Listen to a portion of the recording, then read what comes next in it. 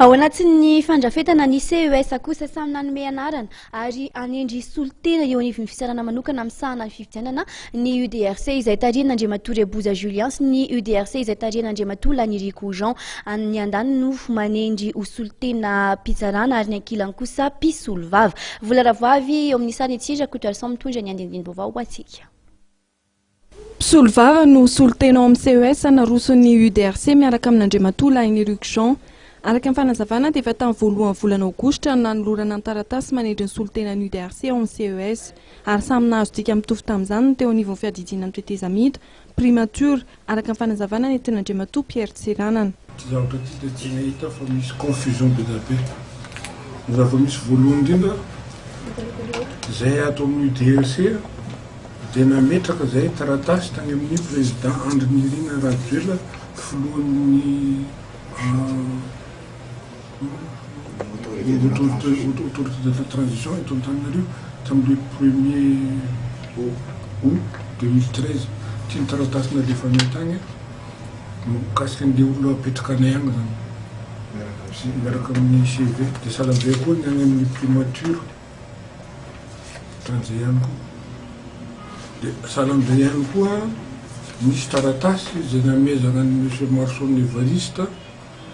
mandataire tamin'ny fotoana nanaovana signature tena Ivato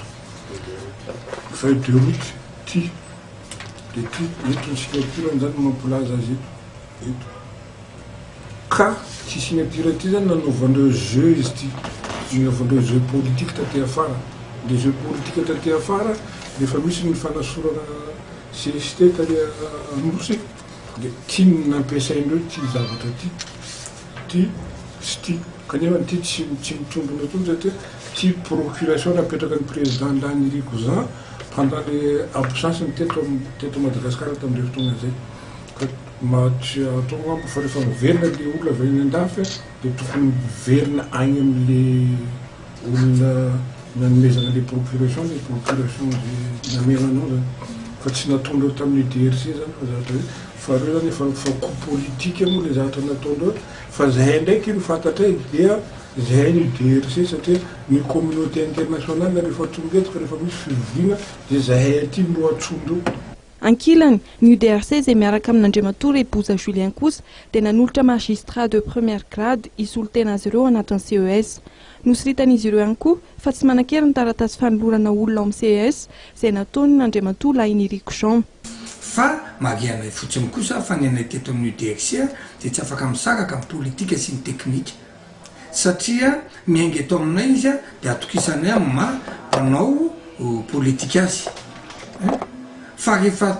tonga ao kosa izy dia efa teknika ka ny anay magistrat tsara tahaka ny natolotra tany amin'ny senita ihany premier grade no atolotray ao rehefa tonga ao kosa izy dia agnehitra amin'izay anao finiana no ololoha ary ampipitseo mahateknisiana anazy ka mafisiny etoana zany